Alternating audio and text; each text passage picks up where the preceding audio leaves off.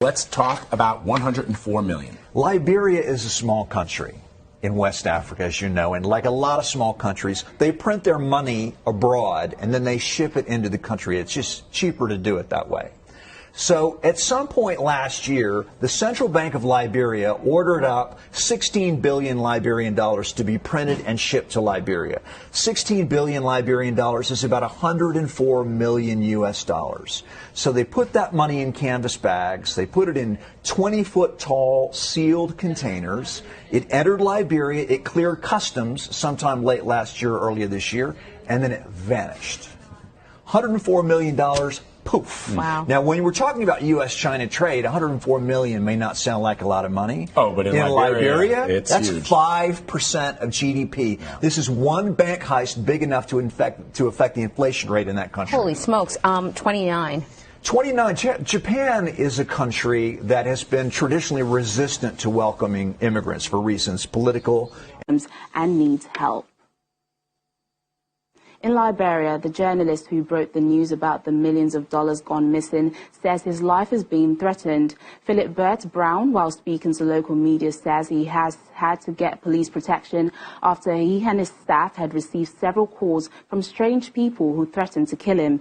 Meanwhile, citizens have been reacting to the news as the government has ordered an investigation into the disappearance of the banknotes.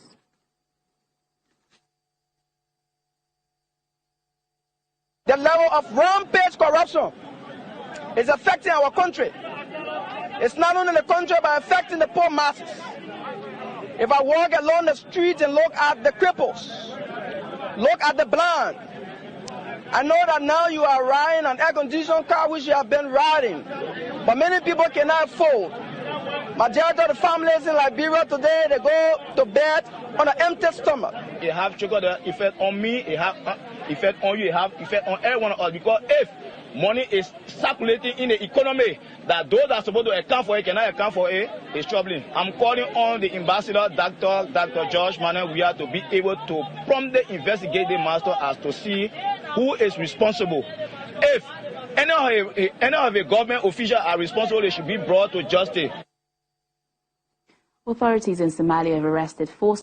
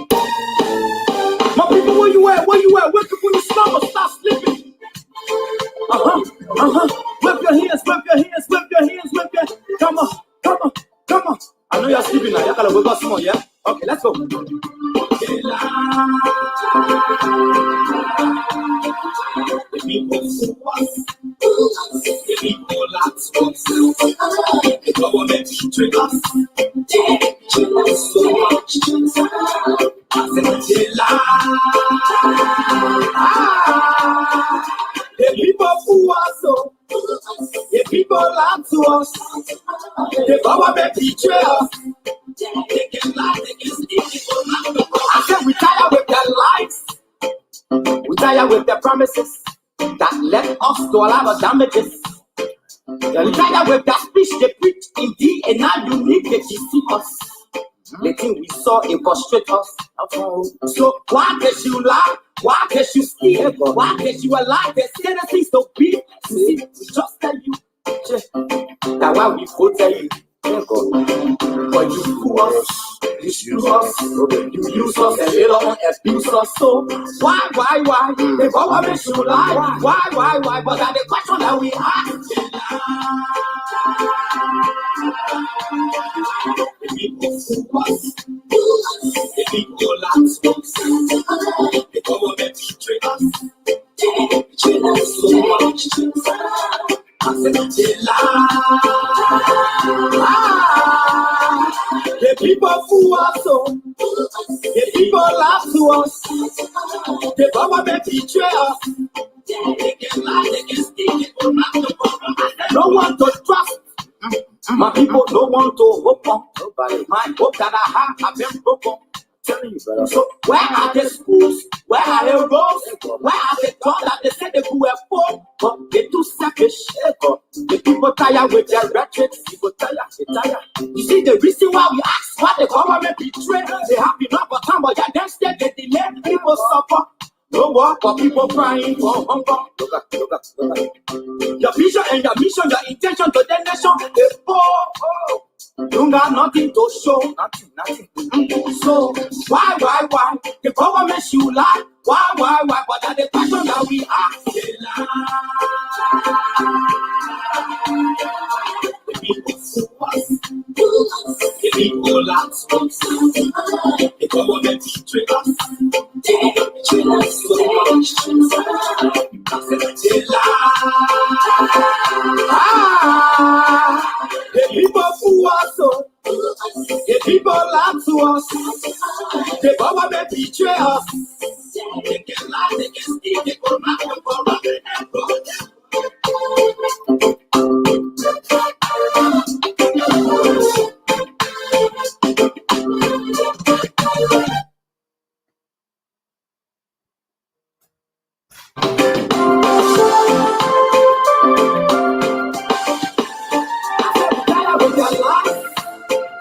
We tired with the promises that led us to all our damages. We tired with that speech. Good afternoon. Greetings to each and every one of you that are here now and that will be coming here later. Trust me. There will be folks, or maybe should I say, that will be watching this video later. Apparently, it's becoming a routine that when we having a live show, obviously we are not quite there yet when you will have hundreds, if not thousands of people on your live video. There are people who do that. Kosiah is one of them. I'm really proud of him. And I spent some time watching Prophet Key yesterday. I don't usually watch that idiot, but I did watch him briefly yesterday. And to my surprise, there were hundreds of people under his video. Yeah, Prophet Key. And I'm sure if Mike Jabate were to have a show, you'll probably have hundreds of people under his video as well. But Kosiah is the king of that, and to the extent that he won't even start his show till a number of viewership, reaches a particular number before he begins his show. Maybe you will get there sometime, but we are not quite there yet, especially when you take into consideration that we haven't had a show in a long time. We took a long break. We traveled to Africa. And quite frankly, we were on the verge of giving up on the show issue. We were trying to redirect our energy to other things, other community activities. Notwithstanding some very prominent and those who admire us, because I don't care who you are, I don't care what you are, I don't care what you stand for. Not everyone will like you, equally so, not everyone will hate you. So those who like us, those who appreciate our presence on the talk show, be it social media or otherwise, they have made the case. They made their best effort to ensure our return to the talk show business. And so while we were gone, of course, our loyal listeners had to find other homes for their entertainment, their daily doses of intellectual discourse. And so it'll take a while for some of them to realize that we are back and to also compare, the value that we bring to them versus wherever they may be now. But the good news is, even when they are not here, when we are on live, when we're having a live show, even when we don't have them, they do make time, they do make effort to go back and watch the show. I can tell you that for free, I can tell you that for fact. We had our first show last week, Sunday, in months, and you will bear me witness if you were here when we had the show.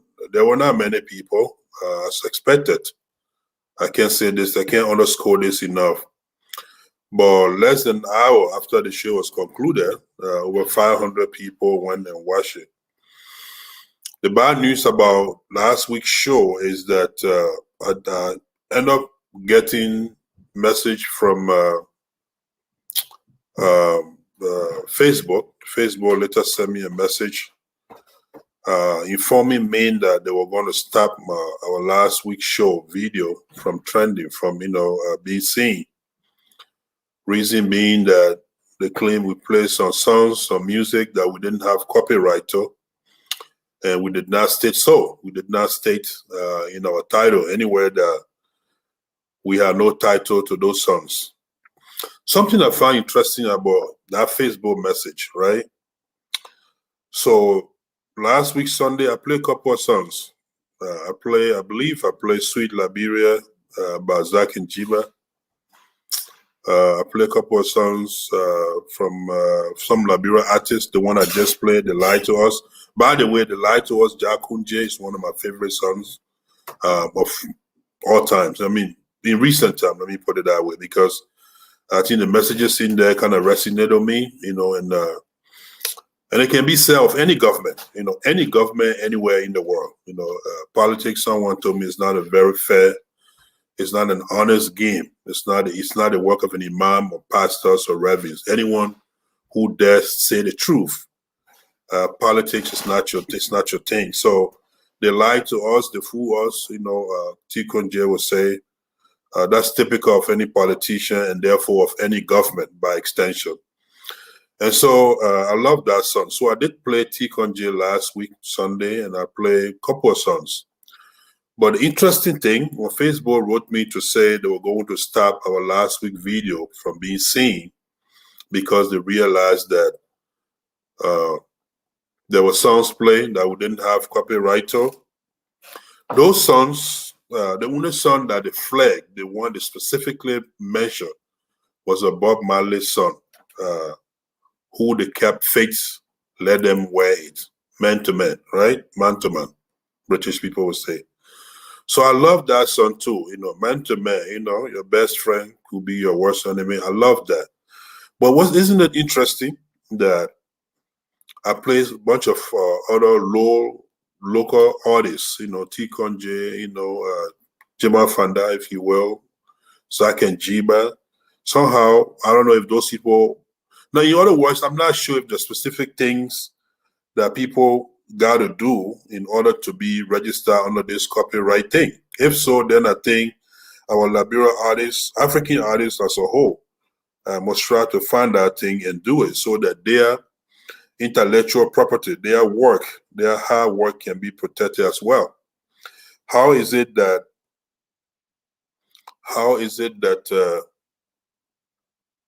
I'm trying to be alive. No, not that one. How is it that Facebook will flag me, will stop my video from going around because they heard just a single Bob Marley song? They specifically laid that out, and that was enough for them to have, stopped the video on grounds that we didn't have copyright. What about the other songs that we play? We didn't have copyright to those either. So that is troubling, to say the least. Unless someone wants to tell me that there are specific things that one must do in order for your songs, music, your property to be placed under copyright policy.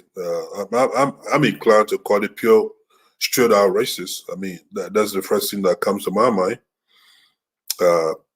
Call me whatever you feel, but that's just the first thing. But of course, if there are rules, if there are forms, applications, and processes that must be followed in order for one's intellectual property, your songs, music, your intellectual work to be protected, then of course I'll be glad to retract that. But until then, I just felt a little bad. I felt bad that Facebook would write me to lay out the fact that Bob Marley's song was played without copyright, but yet they didn't say SIM. They didn't mention other artists whose music, whose songs and music that we play as well. And such is the world we live in today, right? Anyway, let me say good afternoon to you, to all of you. Greetings to you wherever you may be. Good morning, good afternoon, and of course, good day, depending where you find yourself or where you will find yourself. I want to keep in mind. I hope I can remember to consistently, also imply that you are not here now, but you will be here, and we still want to greet you, even though you are now on the platform now. But given the fact that, given our absolute certainty that you will come to watch this video sometime later when we are done, when it's done and over with. So I do want to recognize your presence and say greetings to you when you come to watch this show. And when you come to watch the show, please watch the show in its entirety, especially so if you're going to be one of those who intend to quote us, please watch the entire show so you can have everything, you can put everything in context so you don't miss quote us, when you watch the show. So I want to begin by wishing all of you Juneteenth Day, right? Juneteenth Day, is that what it's called? Juneteenth, the newest U.S. federal holiday that was signed into law by President Joe Biden just this gone Thursday. I'm trying to put this down here. This gone Thursday. It is the newest federal holiday by all accounts. In fact, it is the one. It is the only one Congress has signed. Has legislature has come to turn on since 1983 when MLK, Martin Luther King Jr. holiday was signed into law. 1983, right? And then it didn't take effect in 1986. So Juneteenth holiday, it's a very significant holiday, if not to the world, if not to all Americans, but certainly to all Black people, all people of African origin, and simply anyone who was once enslaved during the colonial era, when slavery was the thing of the day.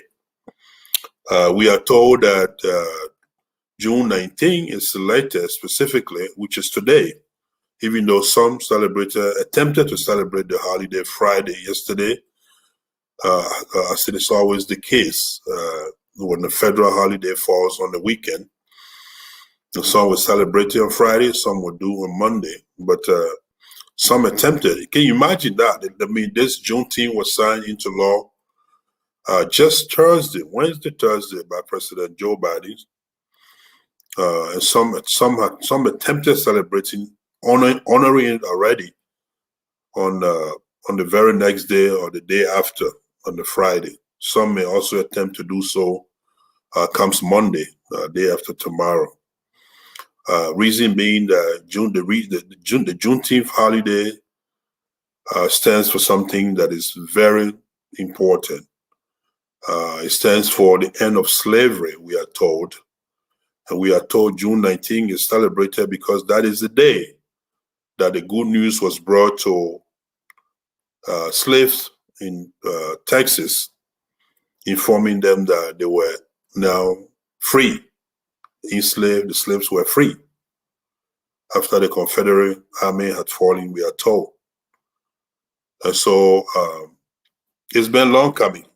Juneteenth, this holiday marking the end of slavery in the U.S.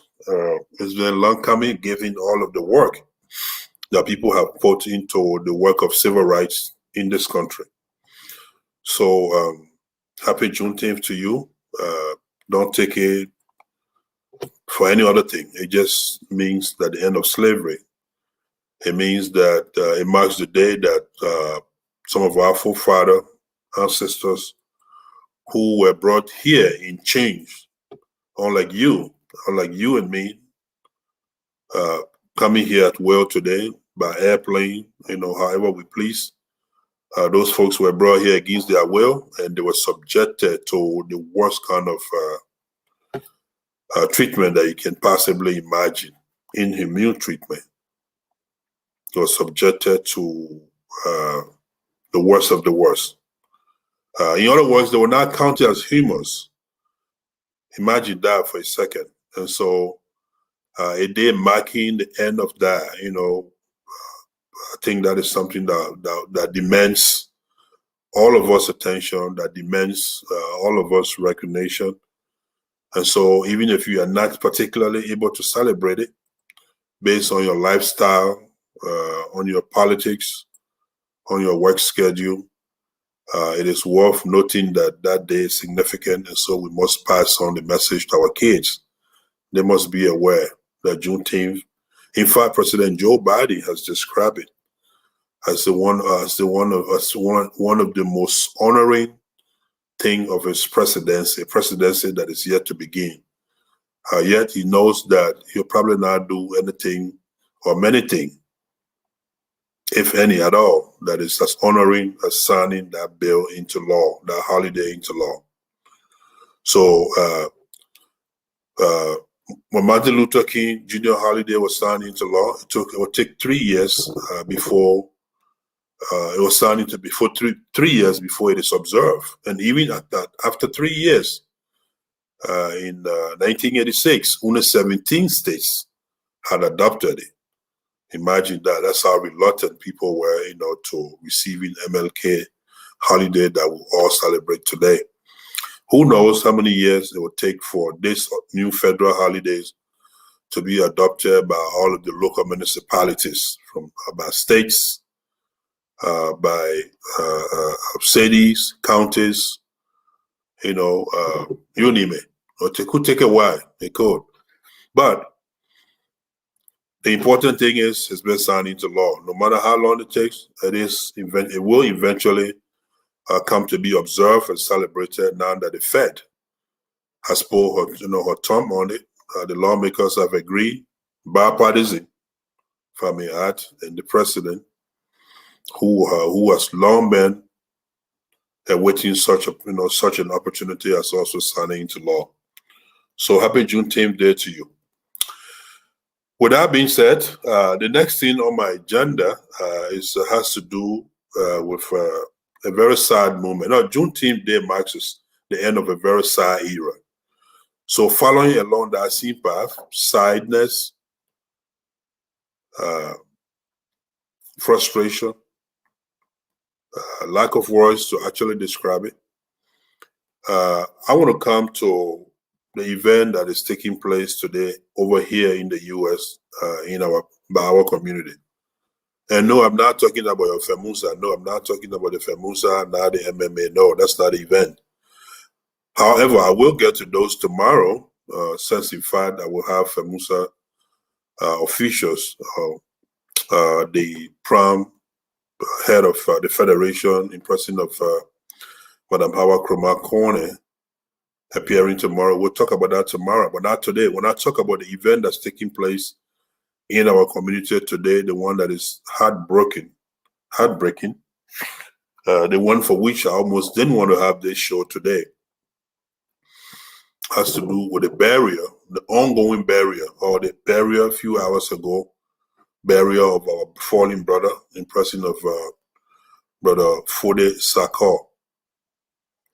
Fode Sakor, again, you're not here, but when you do come to watch the show, you will understand. Brother Fode Sakor Honestly, I never met him. I didn't get to meet the man, but I've heard so many great things about him. I heard he was one of the nicest and smartest people anyone, would have encountered. I learned that Brother Fode Sako was a veteran, after having served the U.S. military, and that he went on to graduate from MIT with some engineering degree. Now I understand why he was the managing director for LEC. I had no idea. Of course, I remember when I visited Liberia then. I remember when I heard that one of our smart brothers was running the LEC. I heard his name. I met people who knew him, who spoke highly of him, who said a lot of great things about him. Unfortunately, I never had the privilege of meeting him. I regret that. I wish I had met him. But, we decide, and God has his own decisions made already. And so, to the Sako family, I want to offer you my profound condolences. This, of course, includes our own big brother, Brother Joseph Sako, Brother Lai Sako of Rochester, Minnesota, Brother Lusuni Sako in Texas, and all the other Sakos, out there. I may not know you by name. I may even know your name, but I remember right here, right now. So, boy, this is my condolences. And on behalf of myself and my family, we are deeply sorry for your loss, for all of us lost. The loss of one brother, especially a smart one like that, is a huge loss to us, firstly, as a community, as Muslims, as a nation, Liberia, and to humanity. But Sako Fode will be missed, no doubt. I doubt it whether he'll be easily replaced. I know there are a lot of qualified people, don't get me wrong, but we are individually unique. We are not easily replaced. I don't know if anybody knows that. You can find another vet, another MRT or MRT graduate, even with great, bigger degrees. But trust me, that person will be that person. The person can never be Brother Fode Sako. All the reason why, I think he will never, he won't be replaced easily, if even possible. So, in observance of Brother Sako's passing, I want to observe a brief moment of silence, maybe a minute of silence. You will notice that if you are here, or if you do come here later, I'm gonna keep my mouth shut, be at peace with myself, and offer some prayers in my heart.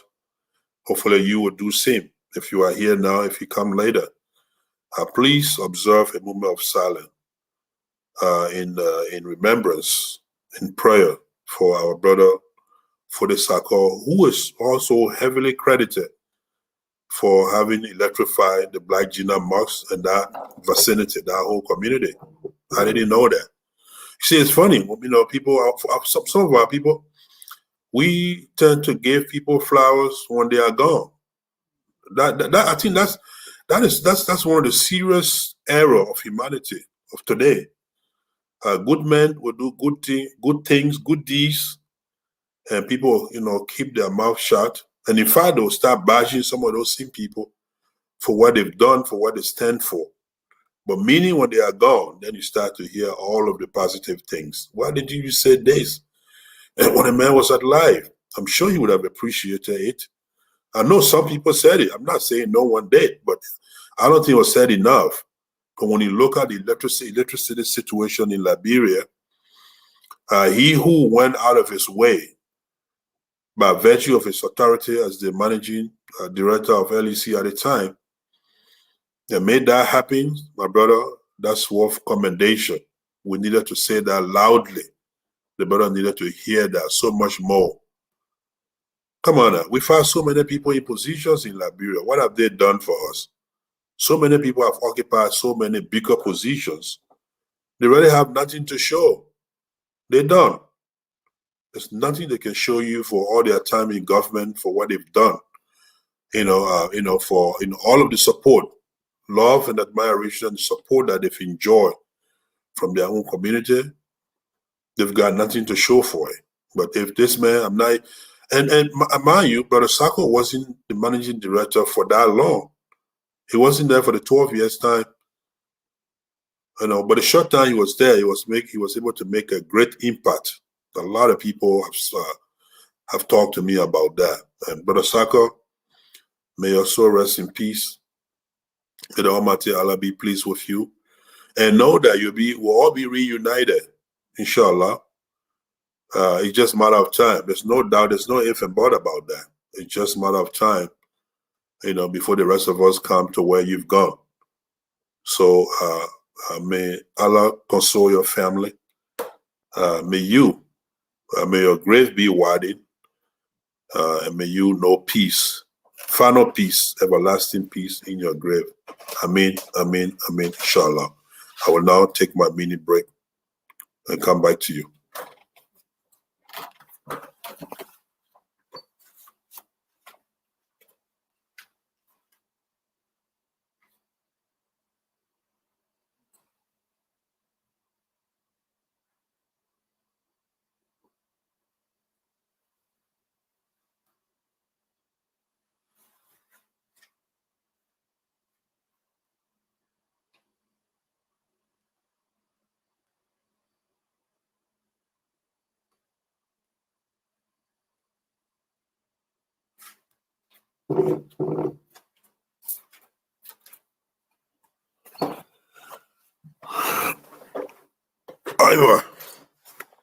All right. That was that.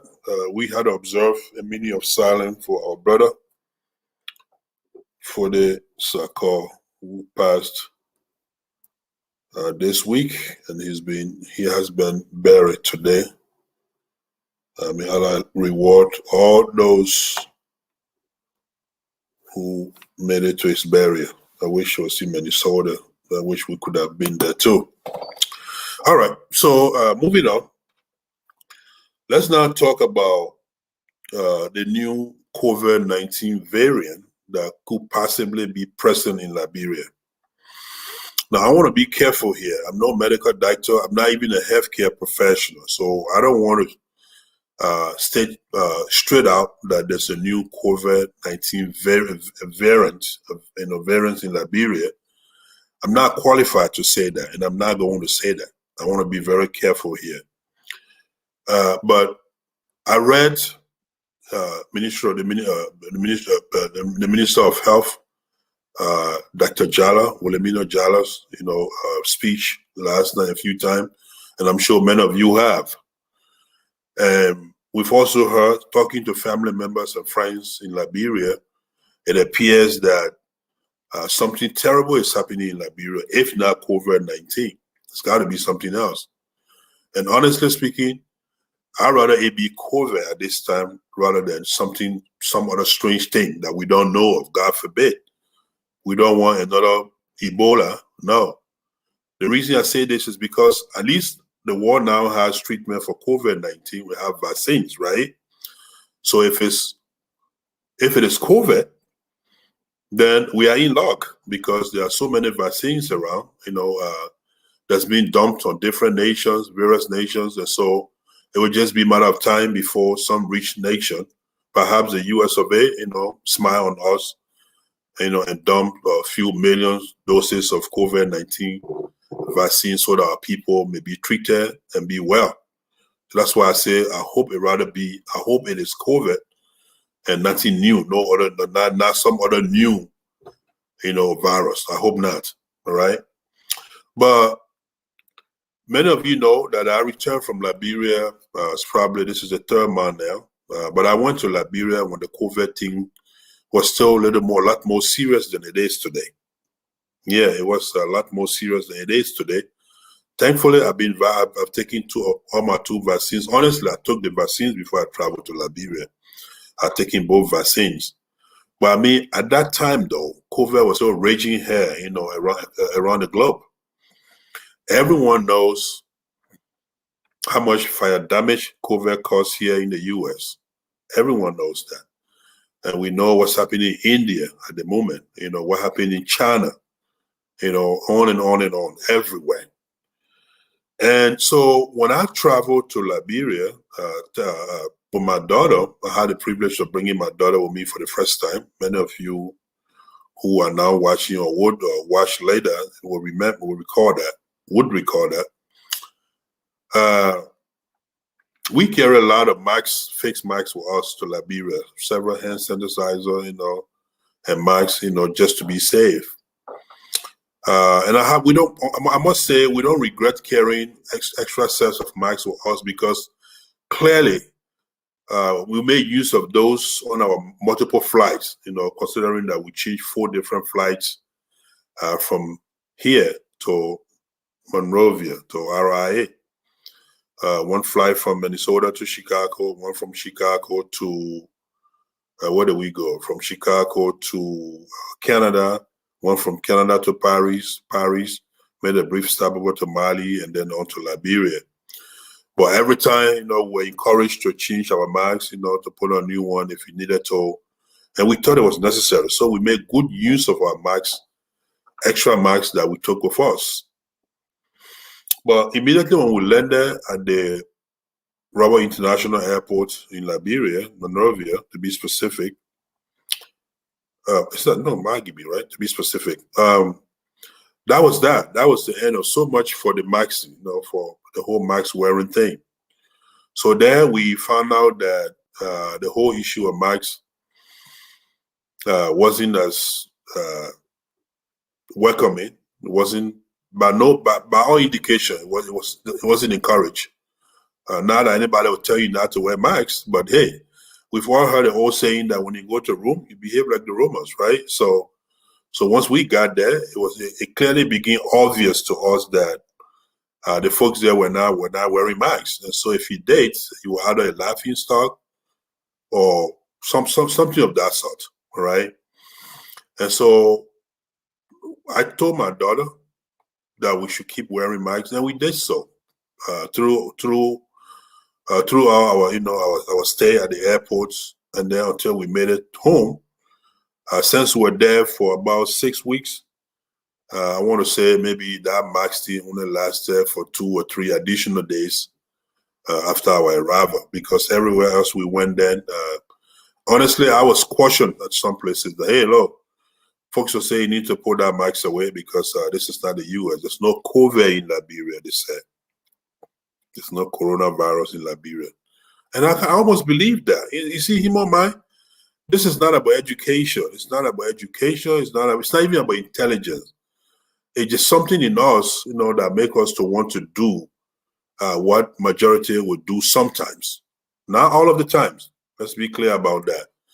And so because all of our surroundings, people that were around us, our family, friends, people that came to visit us, if you wore masks around them, some of them feel that you're mocking at them. They're not wearing masks. So when I wore masks and went to visit some in-laws, some friends, and they were concerned that I thought they were sick. So I was protecting myself from them. That's why I had to wear masks. Imagine if you wore gloves to shake somebody's hand.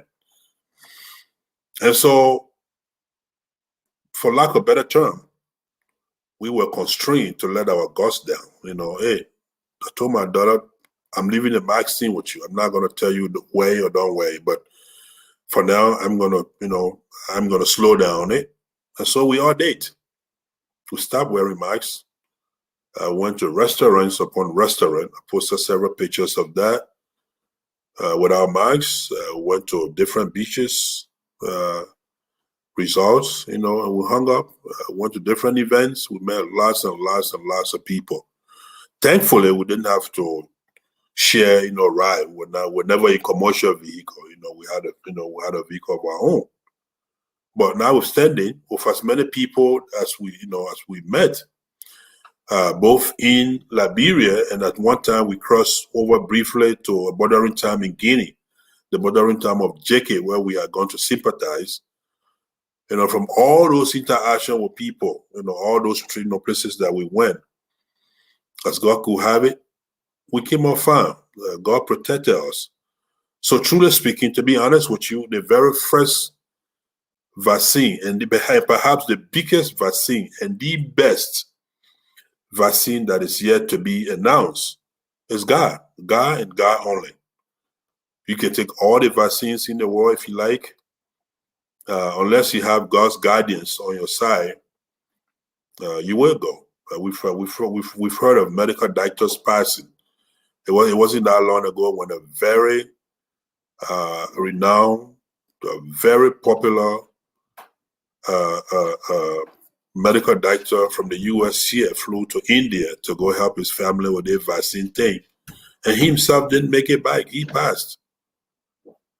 All right, infectious disease doctor. This is the infection, right? So, but he passed. So, and this is why I say God is the best and the biggest and by all account, the best treatment, vaccination, or vaccine anybody can take. So I can only credit our protection, our safety to God. I can't say because I've taken my 2 coronavirus shots before I traveled to Liberia, that's why I didn't get it. Then what about my daughter who has not taken anything? To today's date, she's still reluctant to take the COVID vaccine. So what about her? She didn't get sick either. So if I were to credit mine to the vaccines I took, then who would I credit hers to? So all I can say is that God protected us through our journey. And so God is the first thing that all of us and all of you in Liberia today who may be afraid, who may be experiencing some symptoms that many of you have come to describe as typhoid and malaria. It's not typhoid and malaria. It's not.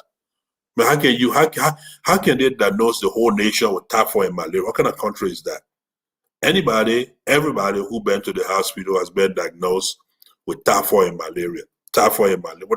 Doesn't that say something to you? And by the way, before I was vaccinated, I contracted COVID here. Many of us did. Many people can speak to that. I got COVID, and I got cured from it. I took the treatment, mainly the 14-day, 2 weeks quarantine, and other stuff. So I did fine. I tested negative day after. That was long before I took the vaccine and long before I traveled to Liberia. But with as many people currently hospitalized in Liberia, we are told hospitals like JFK and Catley Hospital, ELWA Hospital, are turning away patients on grounds that they have no available beds. And that's not good. That's not good news for us. It's not good for us as a nation. A healthy nation, it's a better nation. Let's put it that way. So, but all those people could not possibly be hospitalized about simply typhoid and malaria. It's got to be more than that. So we hope and pray that our medical doctors, will open their eyes, will shine their eyes, and administer appropriate examinations, seek help from foreign partners, foreign embassies accredited near the city.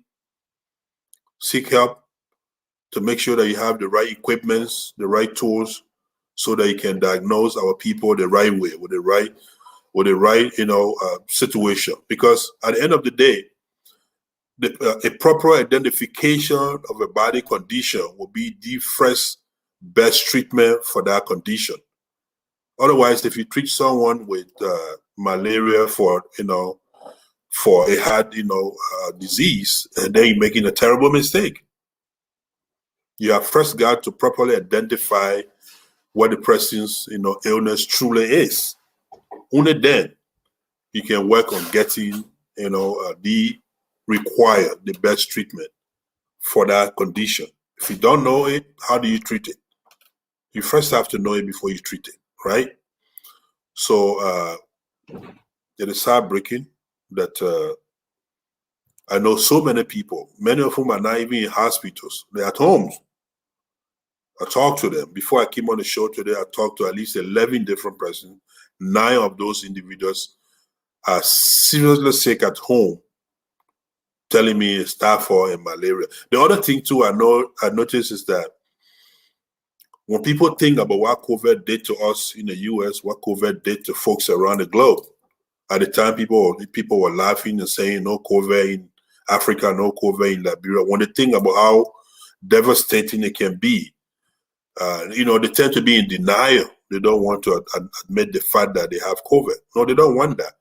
They think just by acknowledging that means you have just announced your death sentence. But no, folks, COVID is bad, but COVID is treatable. It comes and goes. I had COVID. Here's my personal confession. I had COVID. It got hold of me. You know, I was down. I was sick to my stomach. I was vomiting. I had fever. My stomach was running. I was throwing out. But I got well. So did my wife. So did a number of my friends I know over here. So that's a good news to you in Liberia. If you're not well, do know that you will get well. By Allah's grace, you will be better. But try to seek second opinion on your previous prognosis, the diagnosis that were made about fever and malaria. Try to get second opinion. You'd be surprised. Maybe it might be COVID. I'm not saying it is. It just might be. And if it is, they'll try to seek some advice as to how to go about treating that. Not as complex. You'd be surprised. But my point being, unless you know the exact problem situation you're in, the sickness you have, only then you'll be able to treat it and treat it with some degree of, urgency. Otherwise, you'll be taking the wrong medication for the wrong condition for a long time. And usually, and if you're not lucky, then you end up really bad.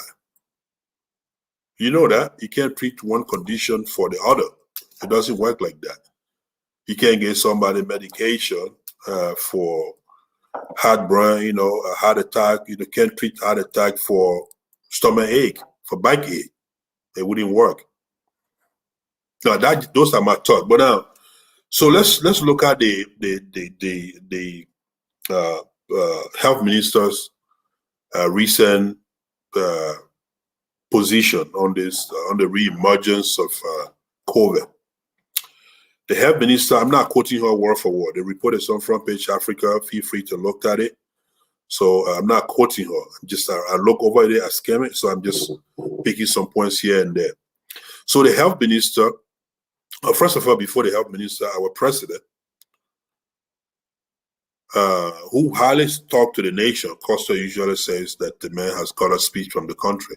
I don't know if that's true or not, but he did speak through an audio pre-recorded speech.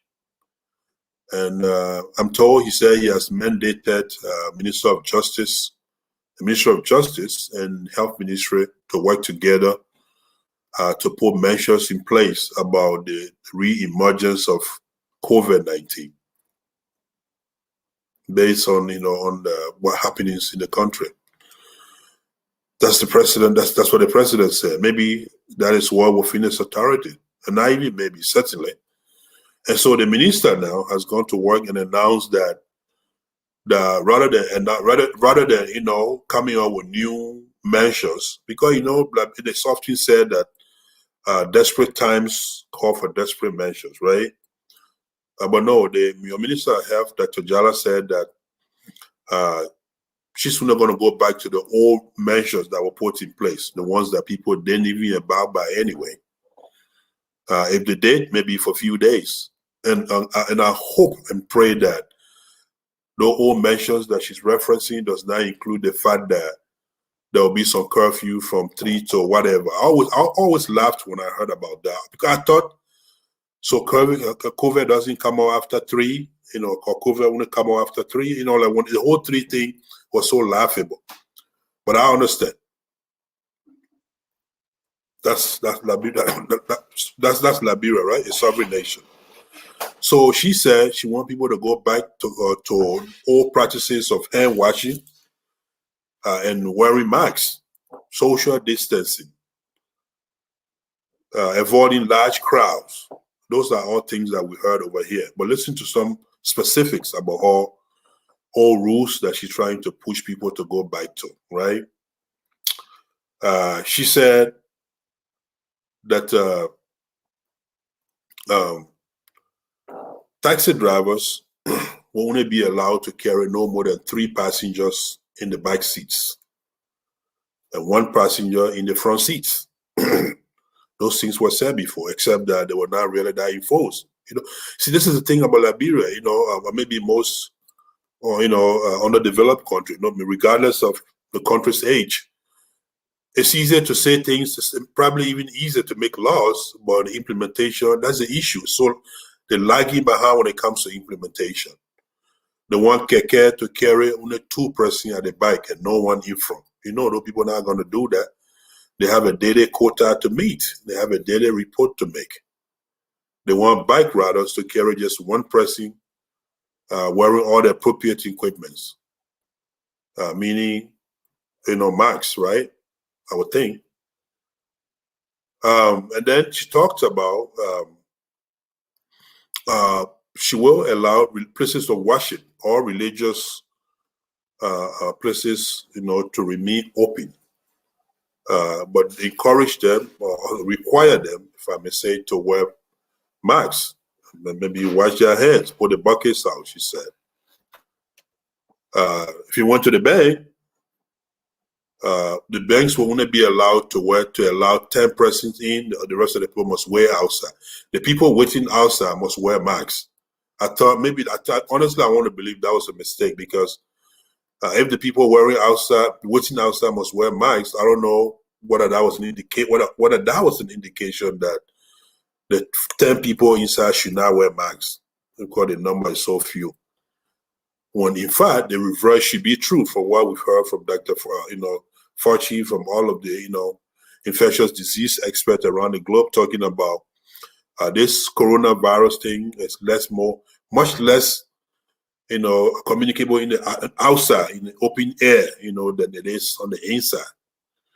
She maintained that schools are still open, that they'll keep schools open, but that students in their classes must wear, masks, must, wear the full protection, and on and on and on and on. I don't know Dr.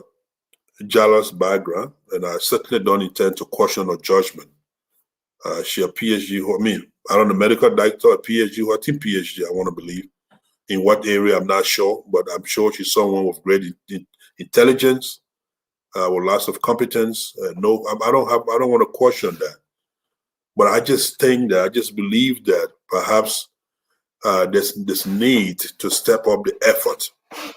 If they must close down schools, they must do so. Oh, by the way, she talked about entertainment places, nightclubs, beaches, remaining open. Nightclubs must close at 9 p.m. and stuff like that. But most importantly, she announced for President Weah the Trump version of Muslim ban. The ban Donald Trump or Muslim people, folks traveling from Muslim countries. Well, Liberia has just announced her own.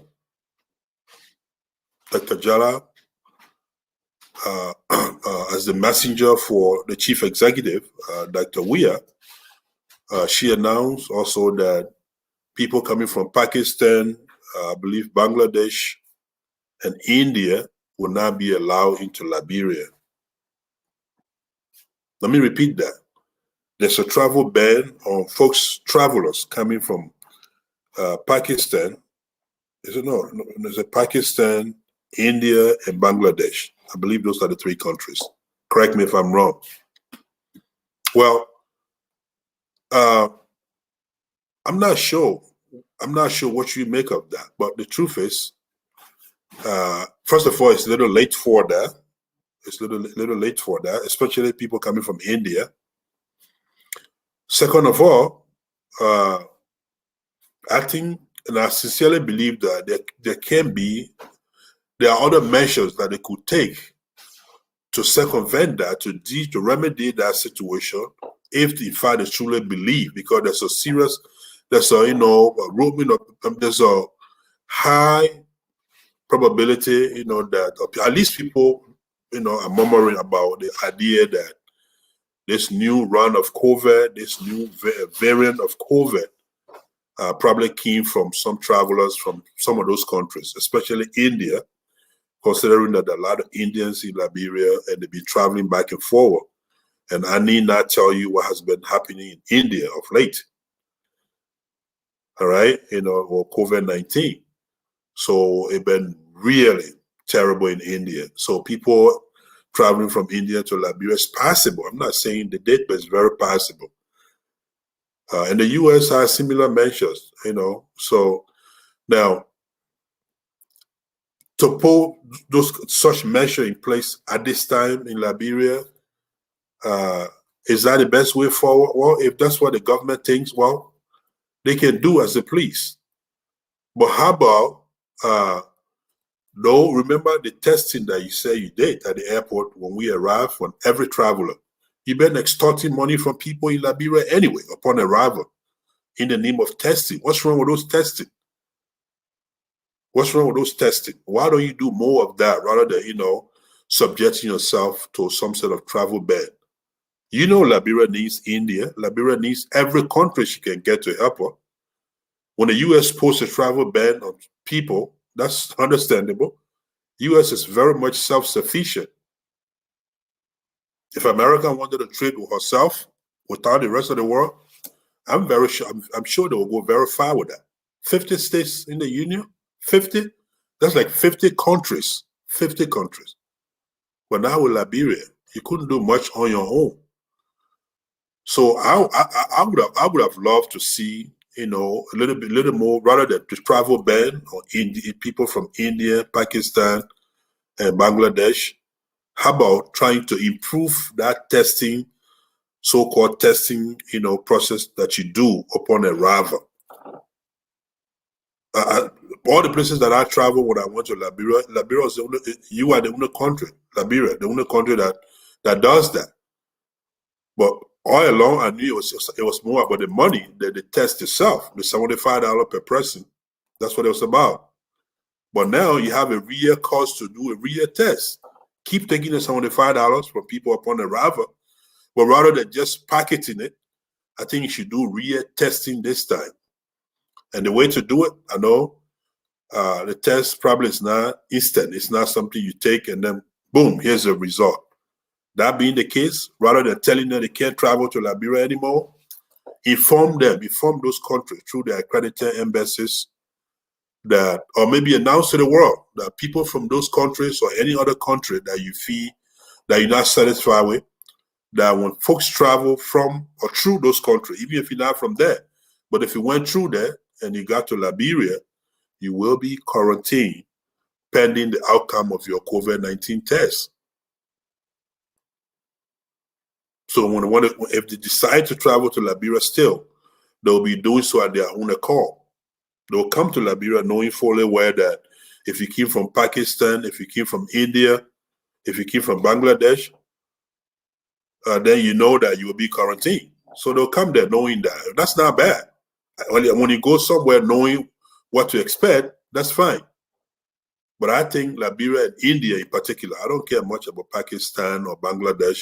I don't know how many Pakistanis or folks from Bangladesh, how many of those folks we have in Liberia. But I know Liberia has a good size, considerable number of Indians, and I know we got some good businesses, doing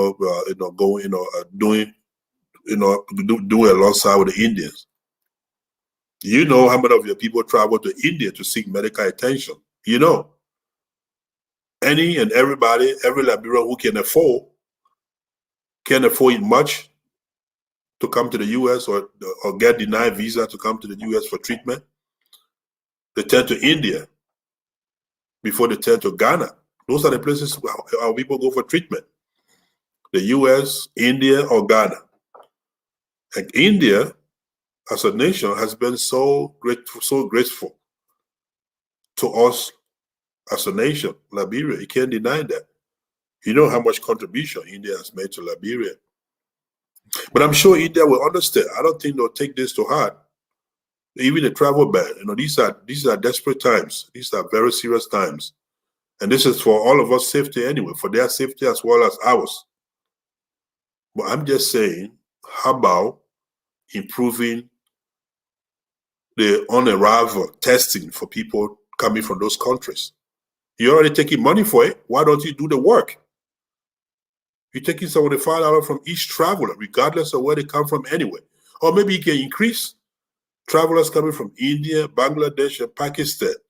Instead of $75, maybe you can increase their cost, because now you have to do the real test compared to when you just took the money and did nothing.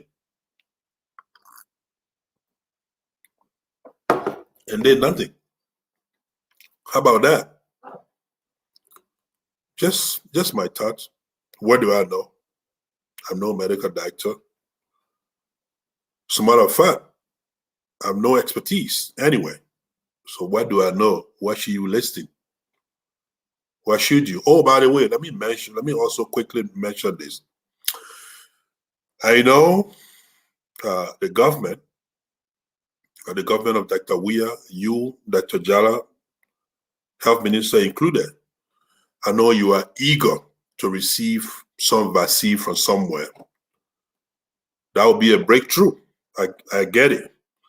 Liberians will be so relieved to know that the government has lobbied and acquired, some COVID-19 vaccines for people. But mind you, be very careful. When you are offered vaccines, please do some cross-checking. Israel and the Palestine had agreed. Israel was supposed to give at least up to 1 million doses of COVID-19 vaccine to Palestine. Just what? Sometime this week, next week, they were supposed to give them that. It wasn't in exchange for a vaccine as well. I mean, they were not planning to give it to them for free. The deal, according to them, the deal was such that Israel was going to give Palestine at least 1 million doses of COVID-19 vaccine, since Palestine is waiting on her own supply to be given later in the year, or some few weeks down the road. So Israel was trying to outsmart Palestinians once again. I safe to say all of the nonsense, bullshit, excuse my expression, all of the nonsense, let's just leave it at that the Israelis continue to mail out to the Palestinians. I safe to say those were not enough. They were trying to outsmart them again by giving them 1 million doses of near expiration COVID-19 vaccine.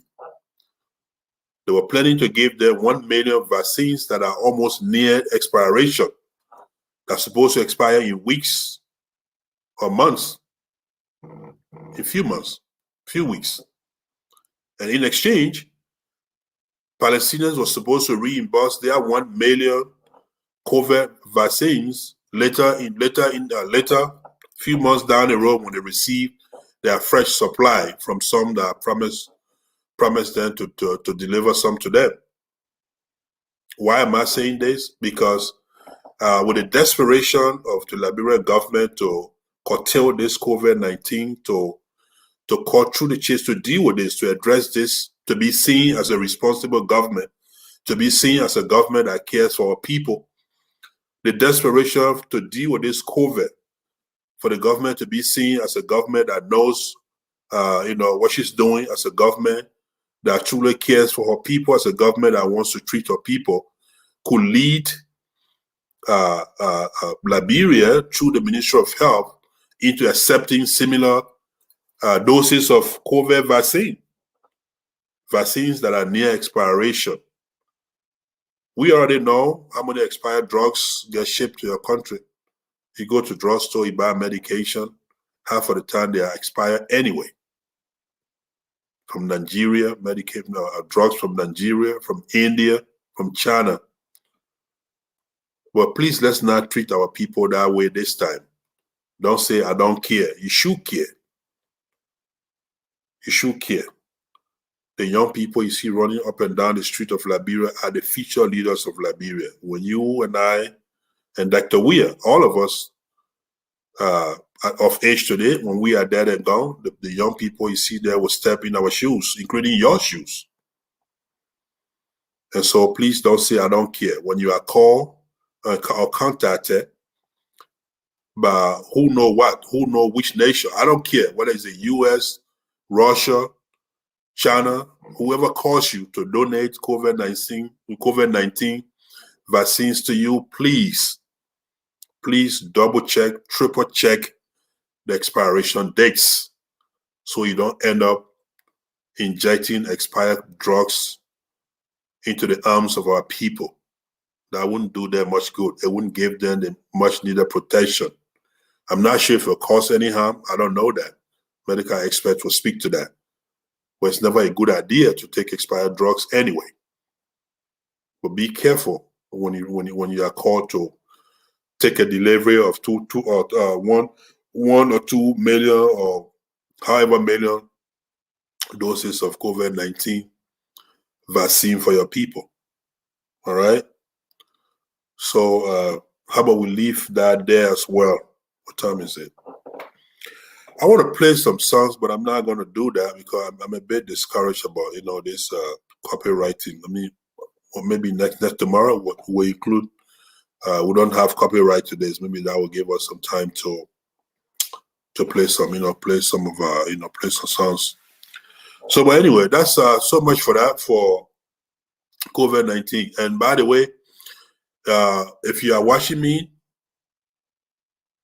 I know there are a lot of activities going on today, but if you are watching me and you care to participate, you have anything at all to add, be it good or bad, the numbers are on the screen. Feel free to call them anytime. 612-481-5130. Once again, 612-481-5130. And the WhatsApp number is right across next to that, which is simply +1 and the same number. You should be able to get me over here. If you have any question, comment, or concern, please try to call, right? So I wanted to briefly touch on another development that occurred in neighboring Ivory Coast this week. I think it was on Thursday. Remember Laurent Gbagbo, the former president of Ivory Coast, the one who lost the election in 2010 but refused to concede defeat, and he allegedly incited violence that led to the death of almost 3,000 people in Ivory Coast, Abidjan, and its immediate surroundings mainly. Eventually, the French troop came and he was apprehended, arrested, and sent to the ICC, the International Criminal Court. Well, he's back. He came back to Ivory Coast. He returned home this week, I think on Thursday, Wednesday or Thursday. I think on Wednesday, he came back home. He came back home and he got a rousing welcome. Well, that's not too surprising because even the election that he lost, he still managed to put up 41% of the vote. So he's fairly popular in Ivory Coast. He's a fairly popular guy. It was no surprise. So his welcoming party or welcoming crowd, the jubilant crowd that went to the airport to await him, that didn't come as a surprise at all. What was surprising, some politicians, some experts say, is the idea that Alassane Ouattara, of all people, even allow him to return at this time. So experts are wondering as to what his presence in the country,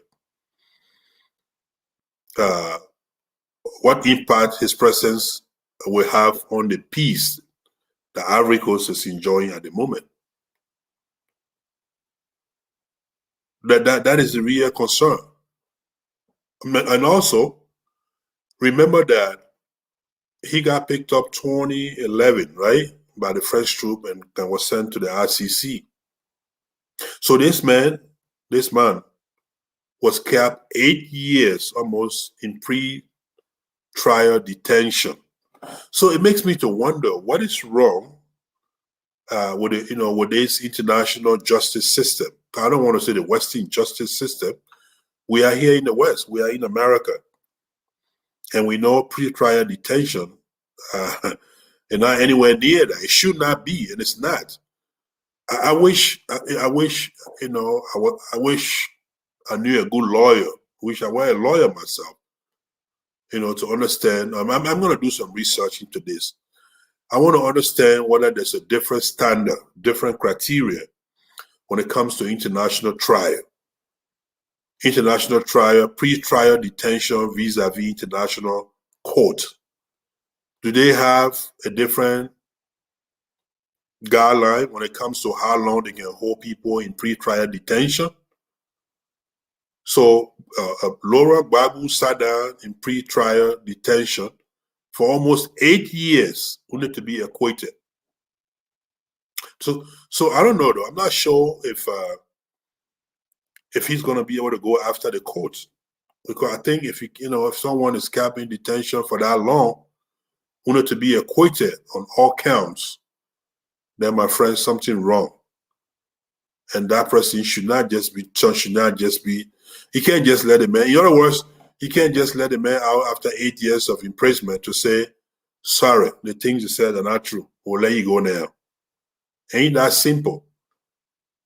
After having taken almost a decade of a man's life, you just come one morning and let him out and say, see you, bye. It was all a mistake. It was all a lie. Is that how the international court works? I don't know. That's $1 million question that I love to get some answer to. Now, if you are watching me and you love to help me out, I would appreciate that. I would greatly appreciate that, because after Bagu, when I come to my final main conversation for today, which is our own brother Alieu Kosiah, he too sat down in pre-trial detention for almost 6 years. So, which leads me to wonder as to whether the international court system has a different mandate when it comes to how long they can hold people without any conviction. I don't know. But Laura Babu was acquitted after 8 years of detention, and we are told that out of kind heart, in the interest of unity, peace, and unity in Ivory Coast, the sitting president saw it fit to allow him to return to his country, the Ivory Coast, Côte d'Ivoire, and he returned. But even right upon his arrival, if you watch this on Al Jazeera, it was a bit dramatic, right? Because where dignitaries, including Babu's estranged wife, where they had a sambo in the presidential pavilion and waiting him to come as a former president to come through, he didn't go there. He knew he should have. That's where he was being awaited. He was briefed about that, and he knew the protocol, but he chose to go the other way to book another SUV that had been pre-arranged, I want to believe, to the regular passenger terminal exit. Why am I bringing all this up? I'm mentioning this little part to show that I don't think he's happy. I think he's bitter, and you're damn right. He should be bitter. I wouldn't be happy either. How do you take a man, out of his country to go keep him for 8 years, and then come by and say you didn't do the things you say you did, so please go home now. You can go home now. I wouldn't be happy. Would you? Would you be happy about that?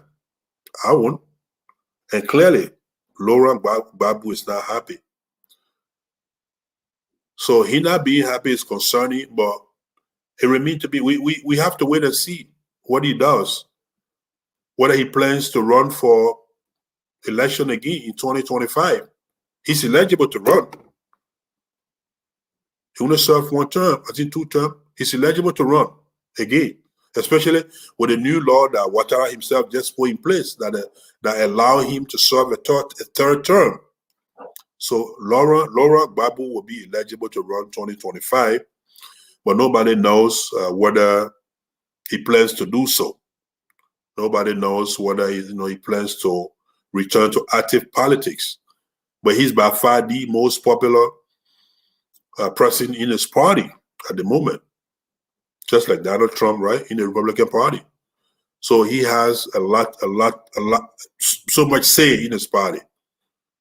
He will have so much more power as to who becomes the next president or his party leaders, they say. We'll see. Lastly, on Laura Gbagbo thing, while he was in The Hague and waiting, while he was in detention in The Hague and waiting his trial, the government of Ivory Coast tried him in absentia. They tried and convicted him and 3 of his former cabinet ministers for other crimes during that same uprising. They convicted him and 3 of his former cabinet ministers specifically for the specific crime of having broken into West African banks, West Africa Bank, the branch of West Africa Bank that is in Abidjan. The government alleged that Gbagbo and 3 of his former cabinet ministers broke into West Africa, or the Bank of West Africa branch in Abidjan, that they broke into that and made away with some money. So they charged them and tried them in absentia, and they were convicted for that. So what many people are asking now, wondering, is whether now that he has returned to the country, whether Alassane Ouattara is going to go after him to see that he served time for that conviction. Whether they're going to bring him to account. Whether they're going to be held accountable for that or the charge and trial that took place locally in the Ivory Coast. I doubt it. And honestly, if Ouattara knows better, he shouldn't do that. Because I think Gbagbo still has enough support. He's still very well liked, for such attempt to cause chaos. And I think the peace in Ivory Coast means peace in Liberia. It means peace in Guinea. It means peace in Ghana. It means peace in the sub-region. And it means peace in Africa as a whole. So I hope Ouattara does not go after Laurent Gbagbo for that other crime. They can find a way to deal with that. They can find other ways to remedy that. They can talk about it some other ways. I'm not being complacent. I'm not saying let the crime go unpunished. But I'm saying the peace of the people, the general peace of the Ivorian citizen is greater than the punishment of an individual or 2 or 3. Let's leave it at that. All right. So before I move to my final topic here, I want to make a quick announcement now about the initiative that we announced last week, which is called Just a Meal. Just a Meal we started our operation this week, as I announced to you. We receive 23 phone numbers along with names, mobile money numbers along with duly registered names. And as we announced it to you when we brought out the initiative, we said we're not going to do the first 8. Alhamdulillah, we're able to do 9 instead of 8. So we have disbursed $45, $5 a piece to 9 struggling people in Liberia. 9. It's not many. 9 is nothing, right? And $5 itself is absolutely nothing. But trust me, Those who receive it, they are very, very, very grateful. They have indicated that to me in words. They can't stop thanking me, to the point I'm embarrassed. To the point I feel, I feel, to the point I wish I could do more than what I did. I wish we could do more than what we did. Let me not personalize this. This is all of us in the West. This is a Western initiative. So we did. We just don't make empty promises. We said we're going to do it, and we have done it. We are so proud. And we'll continue to do that, inshallah. The one thing, though, remember last week I said that in the interest of transparency, I was going to publish their names and phone numbers on LDF page, social media page, or maybe on my own page. I've been strongly advised not to do that for privacy issues. Those people have dignities that I must help them respect and observe. So we will not be releasing the names and their phone numbers to you. We'll keep them private. Now, if would-be donor or donors in the future desire the lace, absolutely, we will send them to you in flying color. We'll email them to you, we'll text them to you with a strict understanding that you will not make it public. We will send it to you for your own personal view, for your own personal verification, so you can call them if you wish to verify.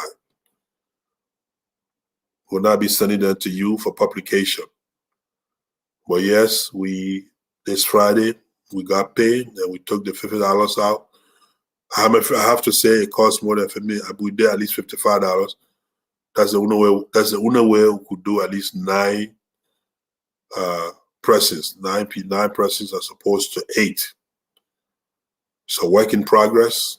I want to thank all of you for the support, particularly those of you who contacted me after the show last week to express your desire about wanting to contribute toward the effort. We'll start taking your contribution. We'll take you up on those promises in due course. We will reach out to you, inshallah, and we'll get the donation when we'll get it over to our people. They are so much in need. So many of them are so much in need. You have no idea what you've done. One Omar told me that honestly, it's been 3 days. I didn't know it was plum time here.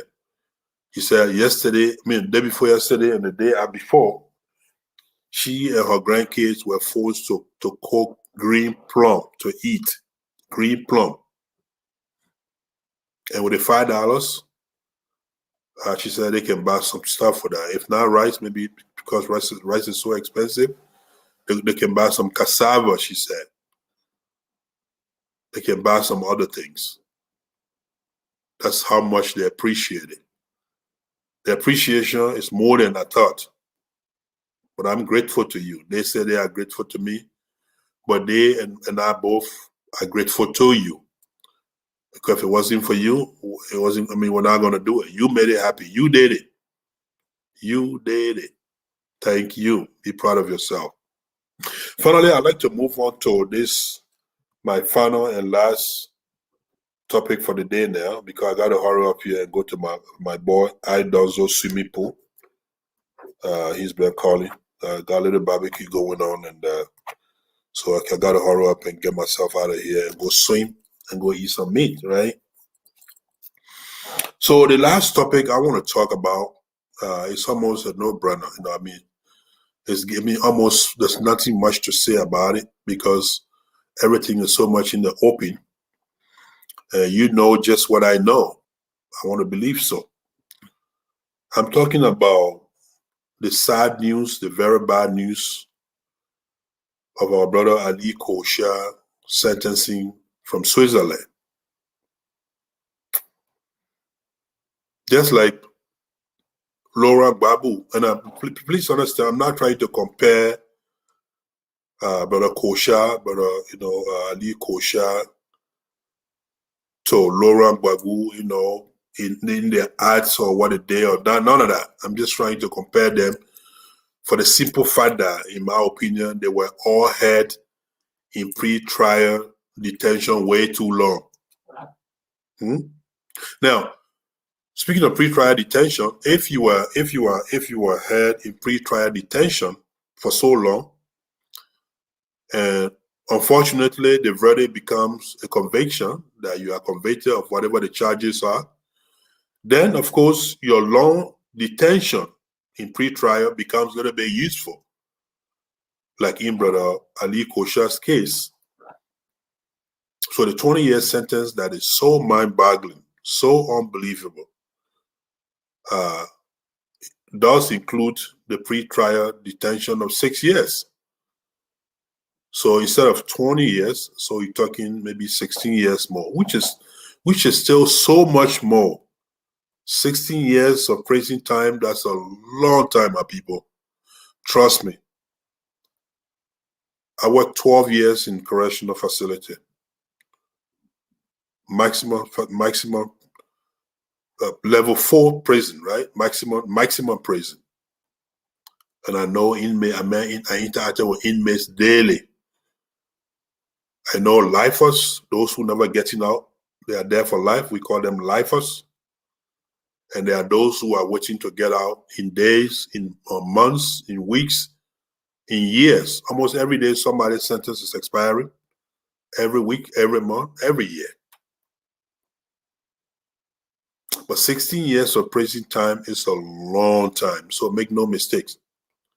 So it's not as if I'm saying that the silver lining in brother Alieu Kosiah sentencing is the fact that he's already spent 6 years in prison, and so therefore he only got 16 years. I dare call 16 years only.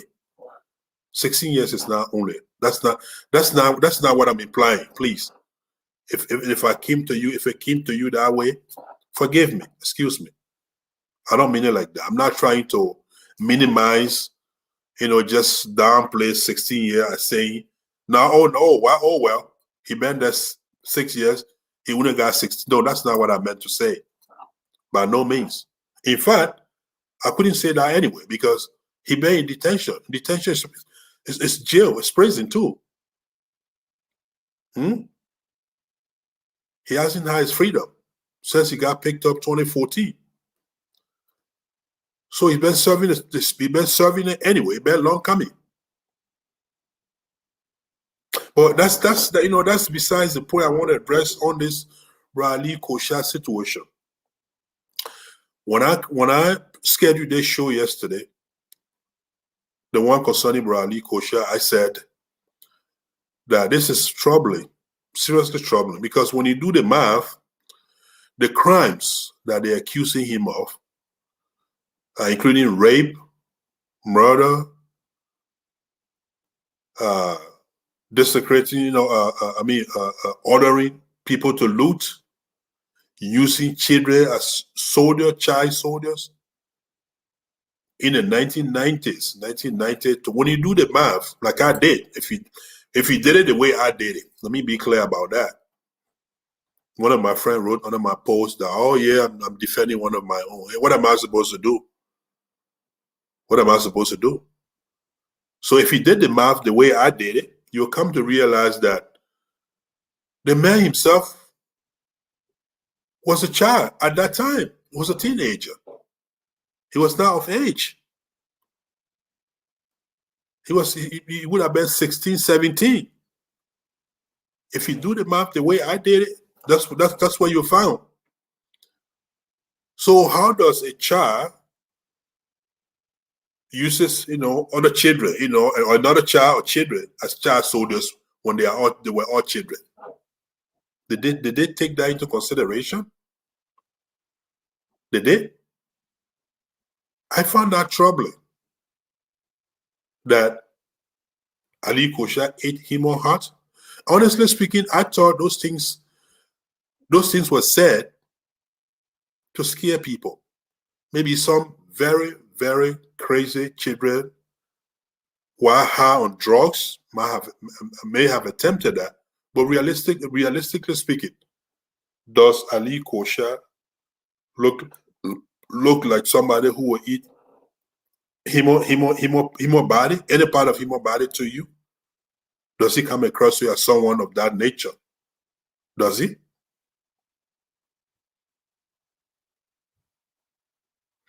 I'm interested in a few things concerning this situation.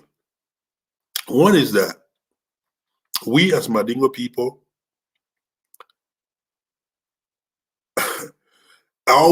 sometimes people say we got a long way to go, but it's longer than a long way to go. We have a way to go that we'll never reach. Mandingo people will never reach to where we need to go. Mark my word, we'll not reach it. Because to say we got a long way to go is an understatement. If we have a long way to go, then I'm afraid we haven't even started going yet. And if we haven't started yet by this time,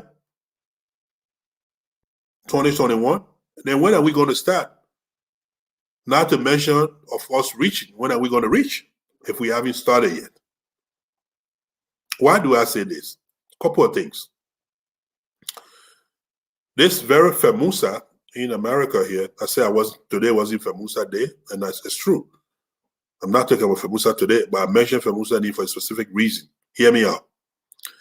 This very Federation of the Liberian Mandingo Associations in the United States of America, FEMUSA, at one point in time, I thought it wise to organize or to extend, to create some offspring, some little extension called Mandingo Defense Fund, not Force, not Mandingo Defense Force, right? But rather Mandingo Defense Fund, funding, raising money to hire good lawyers to defend our people where they need to be defended. So don't miss, I'm not saying Mandingo Defense Force, I said Mandingo Defense Fund. I thought this was a good initiative. My brother and friend Vasiki Kone, I believe, was one of the key architects, if not, perhaps even the chairman for the head of that unit, that group. There were fundraisings done. I'm not sure how much was raised. I'm not sure what was raised, whether it was spent or for what it was spent. I don't know. It was a good initiative, but it went nowhere. I'm saying this to say, I don't know what kind of lawyer Brother Alieu Kosiah had representing him. I've not heard much about that. Could it be that he had what we call government lawyer in Liberia, some appointed counsel, some struggling, some fresh out of college, fresh out of law school, trying to get some experience under his or her belt lawyer representing him? How, if so, I'm just saying, how could such a lawyer have contrast, for instance, with a well paid for, renowned lawyer from Sweden there or from US, some international lawyer? We don't know. And that's the first problem, because if the Mandingo Defense Fund, or if the Mandingo Unity that we've always talked about, if looking out for one of our own was truly dear and near to our heart as much as we talk about it, then maybe at the very least we would have known who represented him as a lawyer. Even if we didn't afford a good lawyer, but at least we would have had some ideas. But we don't. Maybe the brothers who live around that area, who live in Switzerland, who live around that country, who travel there, who got a little more detail, will probably know. But Alieu Kosiah needed to be defended at all costs by all of us. I can't help to wonder how Brother Hassan Belete, on the other hand, in Liberia, or maybe somewhere around the world, since he travels so much, I don't know how he's feeling now. I don't know what this Friday means for him. By the way, I tried contacting him the rest of last night. I worked last night. For the rest of my stay at work last night, I tried contacting him several times. I wanted to have a brief, interview with him. I've interviewed a man before, and I found it mind-boggling that if you talk to Brother Hassan Bility, he continued to tell us that he's the best thing that's ever happened to us after the Civil War when it comes to these international criminal court trials. Trust me, I'm not quoting him directly, but that's what he implied. I interviewed him on Freedom FM for almost 2 hours. We had a great show. I should find that show and then repost it. But the way he analyzed it, which makes sense to me and many others at the time, and perhaps still does make sense. But Hassan Bility is saying that the reason why people think so negative of him the way they do is because of who he is. No one knows the job he's doing there for our folks.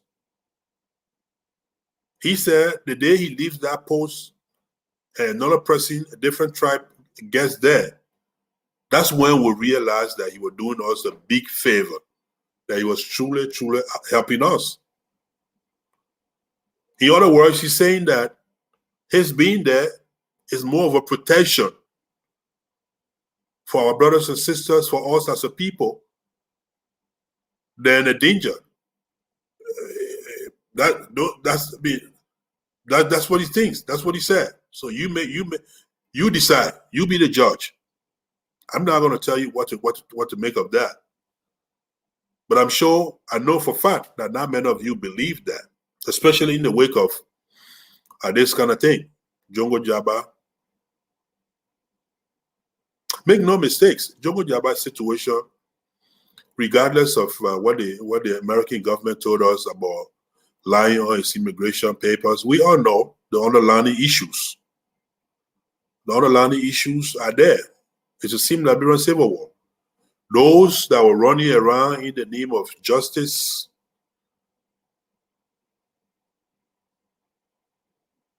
they know themselves. But when you think about Jongo Jaba's situation and now think about Alieu Kosiah, it's hard to imagine that Brother Hassan Bility is doing us, is giving us the help that he thinks that he's giving. I don't know.